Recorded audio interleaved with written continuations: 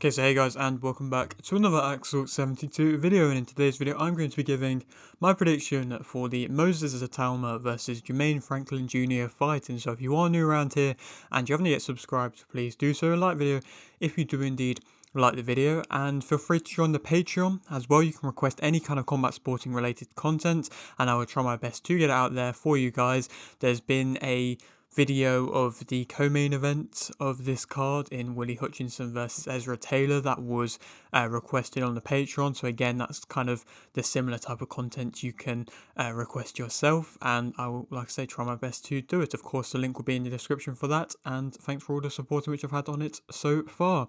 Let's get straight into this one, and I understand that this is a progression fight for Moses, and I find interesting that Moses' team went out and seek this fight over some of the other options that were offered to them, but it does make sense as a fight.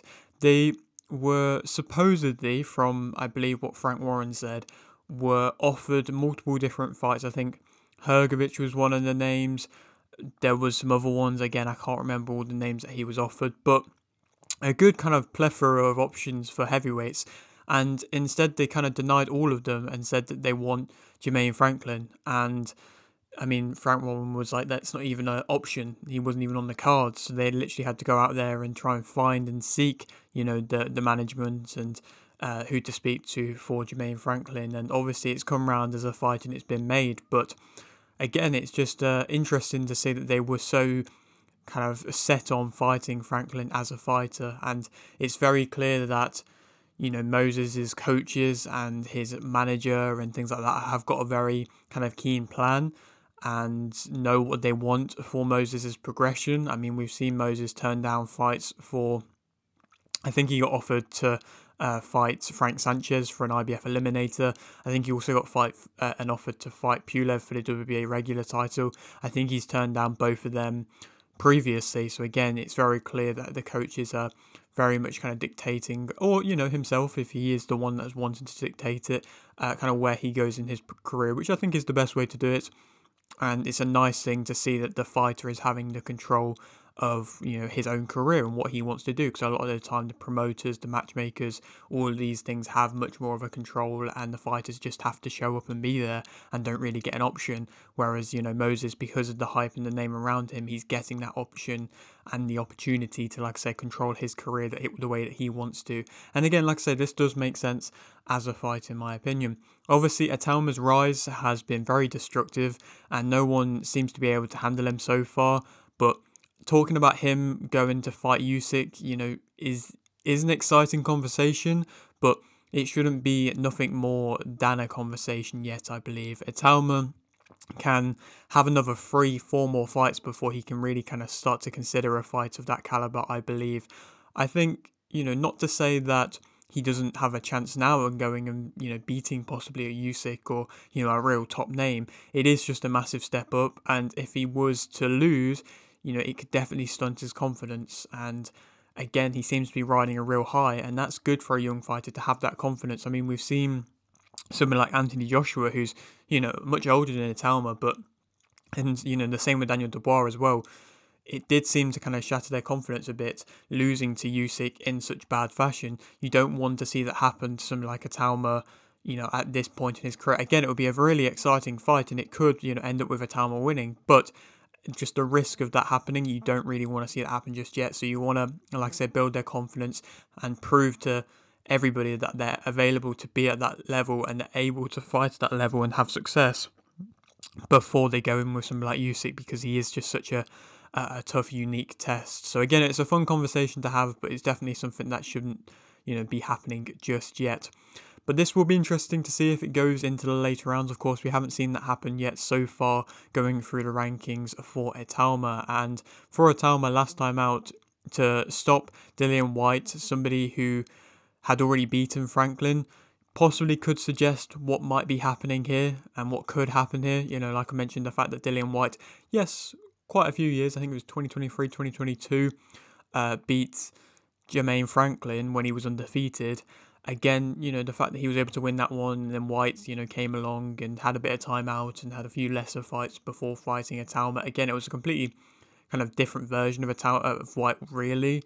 But again, possibly that could signify, if Whyte beat Franklin, then Itauma should beat Franklin as well because of the fact that he made such easy work of Dillian Whyte. But again, we'll have to wait and see. Of course, Whyte, before the fight with Itauma, had been stopped multiple times. Of course, he'd been stopped by AJ, he'd been stopped by Povetkin. Of course, that Povetkin win was suggestive because of Povetkin, taking the drugs and things. But nonetheless, like I say, he'd stopped him multiple times before, so he definitely had it in him to be stopped.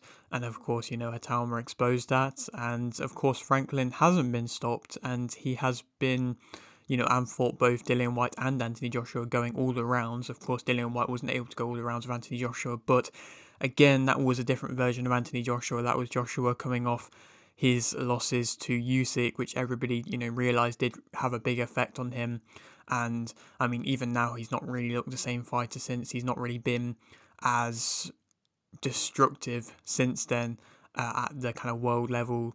And of course, that was Joshua's, like I say, comeback fight. And he kind of did lose all the rounds against Joshua. The Whyte fight was a bit of a closer fight, but still, Whyte did do enough to win. But like I mentioned, he hasn't been stopped by either of them. So for Itauma to be able to go out there and stop him, again, it will be a big statement. And it will be a tough statement, I believe, as well, because I think Franklin knows how to make a fight messy and dirty and difficult, and how to make a fight go into them later rounds. And I'm glad that he took the kind of two fights between Dillian Whyte and Anthony Joshua, but then since then he's been able to be given opportunities to continue to grow, and I think he's been deserving of the opportunities in which he has been given on the big cards and the big shows because of the fact that he took the fights against Whyte and against Joshua. He didn't really need to fight both of them guys, but the fact that he did that would, again, a real kind of testament to him, and he sure made a lot of money, I'm sure, in them fights, but again, he's been given them opportunities to rebuild post them losses because they are both, they were both big name losses, and, again, he went the distance with both of them, so, no discredit really.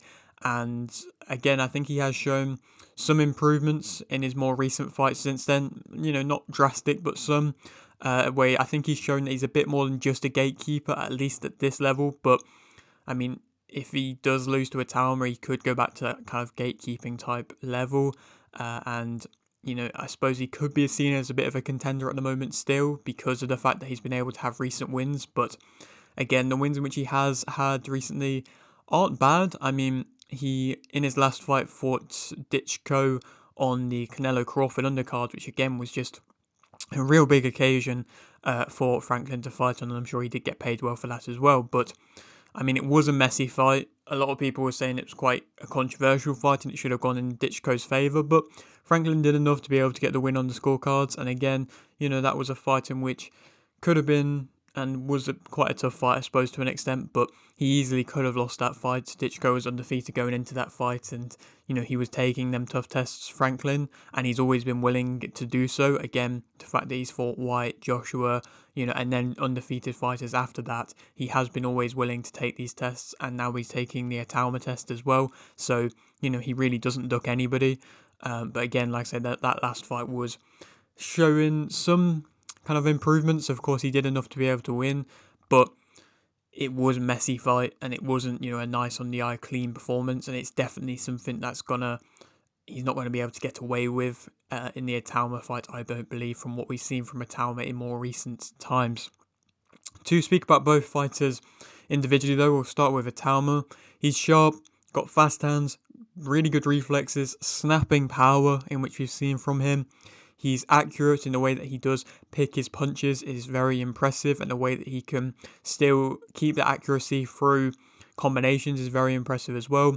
He's got good feints, and he really does make you question. And I mean, you could see that Dillian Whyte didn't know how to deal with the feints early on, and then when the snap and the speed of the hands, again, just adds to his power even more, just because, like I say, it's really making it hard to know and to time you, and he just hasn't had to deal with that, I don't believe, Dillian Whyte.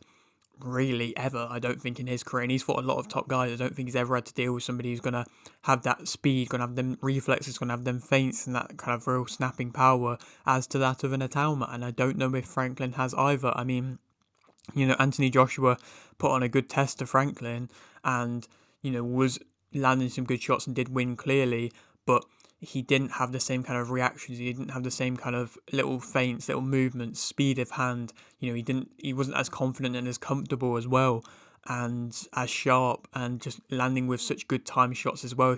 If he catches you coming forwards like he did to Dempsey McKean at Alma, and again Franklin, I don't know if he's had to deal with that. In my opinion, he changes levels well with Itauma. He holds his shape. He can use up a lot of range and space with his, controlling kind of speed and, like I said, demeanor, and the fact that he is making you question, kind of committing. He is then, like I say, really dictating all the range and controlling that a lot. He finds gaps. He's got good timing if you do come forwards and do rush in and could walk onto, and that could possibly happen in this fight. He's got good shortened punches when needed as well, and he landed a nice shortened hook to get Dillian Whyte out of there in the end. Negatives about him, I mean, it is hard to say kind of true, obvious, blaring negatives about him at the moment because we just haven't seen him fight enough. I mean, if he goes all around in this fight, we could probably, pick out a few things where maybe he does need to improve on. But again, for the moment, it is difficult. I mean, I'm just kind of suggesting things that he just hasn't experienced yet. So he hasn't really had to deal with much physicality. He hasn't really been hit that hard, to be fair, by anybody. I don't think Franklin's the hardest of punchers, but maybe he might be able to land something. And he hasn't been to the later rounds as well, so we haven't seen his gas tank and how that can kind of fare up. Because I do think he fights quite tense, and with the razor sharpness of what we've seen from him so far, that could really kind of mentally tire you out into them later rounds. So I am intrigued again if it does go into the later rounds. I think he does go back in lines quite a lot, and that could maybe catch you out. And I don't think he's got too much in the way of head movement, really. He does have quite a low lead hand, and in general, I think he could perhaps be coming a bit overconfident. Of course, I feel like anybody would when they've been making such easy work of the opponents in which he's had put in front of him. So, that could definitely be creeping through. I think creating angles with footwork is something in which we haven't really seen him do. He finds the gaps, like I say, holding his shape, but he doesn't step off and create them gaps, which could be something which could show as an improvement in his game. I think sometimes his jab getting through the guard can be a little bit of an issue at times. I mean, Franklin typically has his hands quite low. Sometimes he'll have them high, but he can have them quite low. But he can also parry punches as well when he does have them high, so he might be able to stop the jab a bit. And sometimes he can disengage himself too far out of range. Again, that's just at times as well. And again, that's just something which could easily be changed for Itauma. And he does stand tall when he is in close, which could be interesting. Again, if he gets caught with a big shot in close, being a little bit too overconfident, with his hands a little bit low as well, could again catch him out and see how good his chin is at that point. Franklin, as a fighter, I believe he's got a good chin. I mean, he took good punches from Anthony Joshua and he kept coming forwards, and again I think he has got a good chin. He's started to use head movement a little bit more than what he kind of used to do. Again, in the later rounds that kind of slows a bit, but he did show it a little bit in the Ditchko fight. And he started to kind of move back and be more willing to take that kind of step back to then, like I say, try and circle off, or to then, just then try and reset or something like that. Again, he started to move back a little bit, which is good. He changes levels pretty consistently. He's willing to fight in close and tie you up and make it tough and make it rough, which again, could be an interesting thing to do because he does, like I say, try and get in close and rough you up, which we were kind of expecting Dillian Whyte to do, but we didn't really see him have that opportunity to do that. So Franklin might be able to do that. He does have power behind his jab. I think there is a snap there behind it, and he knows how to keep his energy throughout the fight and stay consistent.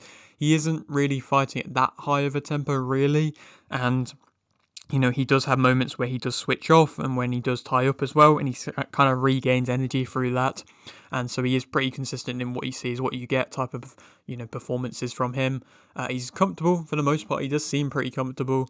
He can catch you off guard when he does turn up the tempo for his kind of short bursts of just a big kind of shot coming out of nowhere or something like that. He has little bits of explosiveness in him at times, which again could catch Itauma out. Negatives about him: He's not as fast, in my opinion, anywhere near as that of Itauma. He does fall in a lot and ducks down when he comes forwards and when he starts to throw combinations, which could really lead on to him getting caught by a nicely timed shot from Itauma. You know, maybe an uppercut could really catch him. Getting his jab through to the head can be an issue of his, which, like I say, is a nice power jab, and if he can get it through, it could maybe disrupt Itauma a bit, but he does struggle to get it through to the head. It goes to the body nicely, though. He's got a weak guard, which again isn't a good look against somebody with the power of Itauma. He prefers a slower pace, which I think Itauma is going to end up just making into his pace and then controlling the fight's tempo. He can miss widely. He's not as accurate, especially in combinations, and when he tries to come in and throw as well. And he does have moments where he switches off and tries to, you know, just reset, but he's just not going to get the moments where he's able to just switch off and disengage and just go back to what he's doing. He's not going to, you know, get them things. But again, you know, he does smother his work a lot as well. And it's just not really, like I said, the most cleanest of fighters, at least in the performances where we've seen him against, like, say, that kind of like Ditchko type of fight was just a messy performance. And even though White fight for him was quite a messy fight, so again, that could disrupt Itauma from what he's used to, but I'm going to go with a Moses Itauma KO in round 2. Again, maybe that's too much of a bold shout, but I said that Moses Itauma would go to a decision with Dillian Whyte, and obviously that didn't happen. I think he's going to be able to go out there and stop him early again. I think Franklin is going to walk on to a real kind of early shot rushing in. He's going to get caught with, you know, the jab early on from Franklin, or, you know, maybe not even caught with the jab, just caught, you know, at a distance, and then try and rush in with something explosive early on, and then he's going to get walked onto quite continuously, and then just back up instantly, and then it's just going to be, you know, the case of when is Moses Itauma going to get him out of there. And I think it's going to be a real statement. Again, just the feints, the reflexes really do make you question when to commit, and again, I think Franklin is just going to commit at the wrong time, and it's just not going to work out well for him. And then, yeah, I think he's going to have his first KO loss on his resume.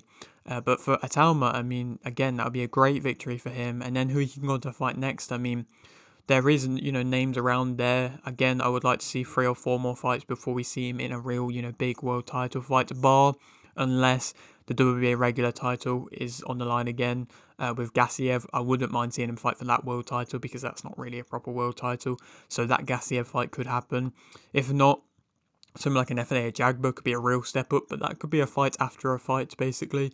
But something like a Philip Hrgovic could be a good fight. He's coming off his win to David Adelaide, but I think he might have a fight booked. But I'm not too sure. If not, Martin Piccoli could be a good fight, but that could be a way to, you know, really feed Martin Piccoli to the wolves to an extent. Again, it's just always difficult to matchmake him, but there's definitely, you know, some names there. Again, something like a Richard Torres Jr. would be a great fight as well, an undefeated fighter that would just, you know, try and bring the action and be something a bit different than an older fighter who's, you know, been around a lot more. You know, an actual young, hungry, kind of explosive in your face type of fighter, again, could offer something different. I think Jared Anderson is fighting Solomon Dakers, so maybe not either of them. But again, somebody like a Richard Torres, because he was meant to fight Frank Sanchez, if they don't remake that, that could be a good fight as well. But yeah, that is it for today's video. Hope you did enjoy. Like the video if you didn't, like the video, subscribe if you're new, and thanks for watching.